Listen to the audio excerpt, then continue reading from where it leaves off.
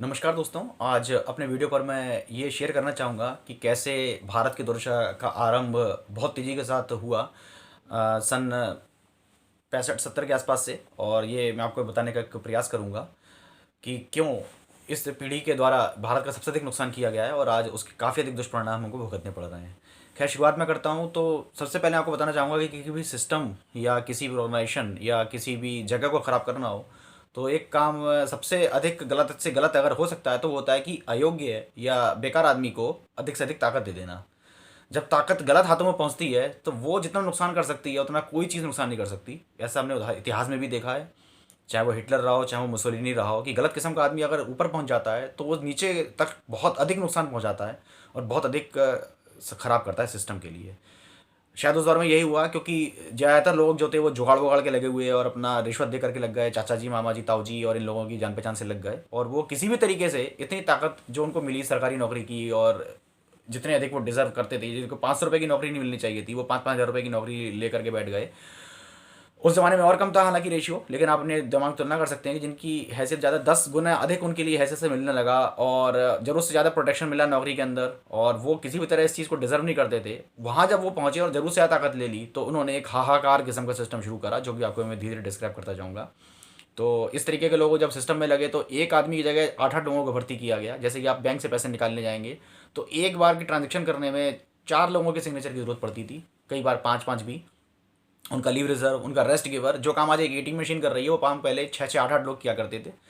और पूरी तरीके से इन लोगों ने बड़ी बड़ी तनख्वाहें नहीं, काम नहीं करा, और यूनियनबाजी हाकार, जिसको मैं आगे बताता जाऊंगा। रिश्वत का चलन काफ़ी अधिक प्रचलित हो गया क्योंकि जिस आदमी की जिस तरह नौकरी लगी है उसी तरीके से वो नौकरी करेगा। अभी उसको नौकरी का कुछ पता ही नहीं होगा कि मेहनत करना ईमानदारी क्या होती है। भाई जुगाड़ वगाड़ जान पहचान से या अपना किसी तरीके से वो लग गया, सिस्टम के अंदर घुस गया और जाकर के उसको खोखला करना शुरू करा उसने। इसके अलावा पूरी तरीके से आदिवासी किस्म के लोग, जिसके बारे में मैंने पहले एक वीडियो बनाया भी है, आप समझ सकते हैं, वो सारे के सारे इतनी अधिक ताकत पा गए और दिमाग उसका चोरी चकारी में ही लगा रहा, रिश्वतखोरी में ही लगा रहा कि किस तरीके से ऊपरी कमाई करी जाए और पूरी तरीके से अपने जात का झंडा गाड़ना है और धर्म का गुंडा बन करके घूमना है। और पूरी तरीके से तरह घूमता रहा और किसी भी तरह का, चूंकि वो खुद भी कोई टैलेंट नहीं था उसके अंदर, तो इतनी ताकत है तो उसने किसी टैलेंट का सम्मान करना भी नहीं सीखा कि अपने से अलग किसी साहित्य संगीत कला खेलकूद नृत्य और इस तरीके के लोग जो उससे अलग काम कर रहे हैं उनका कोई टैलेंट करे, सम्मान करे। कुछ नहीं, जितनी उसकी बुद्धि सामान्य ज्ञान था उतना ही उसने रखा और उतना ही तक उसका हिसाब किताब था और बस उसको उतना ही पता था। उसको बताना पड़ता था कि देखो ये वर्ल्ड चैंपियन है, तब उसके दिल में कोई कसस नहीं उठती थी क्योंकि वो खुद भी वैसा ही था और अपने वो मनुवादी और इस तरीके के विचार अपने वो चलाता रहा और उसने पूरे हाहाकार तरीके से सब काम करा। और अपने शारीरिक श्रम से जो लोग आगे बढ़ रहे हैं उनको उसने पूरी तरीके से पीछे धकेल दिया। केवल कुर्सी पर बैठ करके नौकरी करना और बाबू बनने तक की उसकी नौकरी दुनिया सीमित रही, और यहाँ तक कि वो इंजीनियर भी बना तो भी उसने बाबू की तरह ही काम करा और केवल उसका रिश्वत भ्रष्टाचार इन सब में दिमाग घुसा रहा और कोई काम नहीं करना। पूरे दिन का आउटपुट 1 घंटे का भी नहीं। नकल वकल से वो अपना पास होकर इसी तरह से नौकरी पा गया, चाचा मामा ताऊ की सिफारिश से। और धन बल भी उसने खूब चलाया अपना आराम से।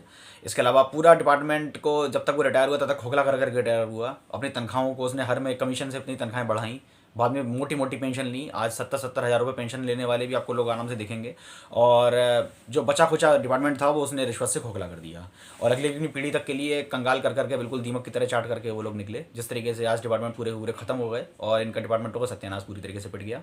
इसके अलावा जाते आते वो अपनी अगली पीढ़ी को गुंडा भी बना गया जात धर्म का, क्योंकि उसके पास के अलावा देने के लिए कुछ नहीं था। उसने कोई ज़िंदगी में ना तो कभी अपनी पढ़ाई करी थी उसने, और आगे जाकर के उसने कुछ ना पढ़ना सीखना कुछ ने उसके बस की बात नहीं थी ये सब, क्योंकि वो था भी वैसे ही बिल्कुल आदिवासी जैसा ही, जैसा मैंने पहले वीडियो बनाया है। तो वो जाते जाते केवल धर्म और जात की गुंडाई और बकवास और महिलाओं का सम्मान ना करना, जैसा वो खुद था वही अपने गुण बने बच्चों में भी डाल करके चला गया।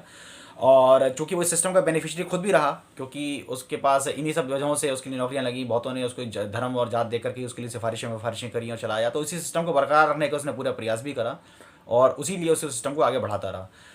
और वही चीज़ वो अपनी अगली पीढ़ी में डाल करके चला गया, जिसकी हमें आज दुष्परिणाम देखने को मिल रहे हैं कि हमारे यहाँ धर्म जात के गुंडे इतने अधिक घूम रहे हैं समाज के अंदर, जो कितना अधिक नुकसान पहुँचा रहे हैं। इसके अलावा उसका सामान्य ज्ञान बस केवल कुछ एक ही टॉपिक के आसपास घूमता रहा, जो आप आसानी से देख सकते हैं, जैसे कि नौकरी, शादी, जान पहचान, बातचीत, ये सब उसने केवल अपना संबंध जो है सब वही जात पात धर्म के आसपास ही रखे। इससे ज़्यादा उसका कोई दिमाग का विस्तार ज़्यादा नहीं था।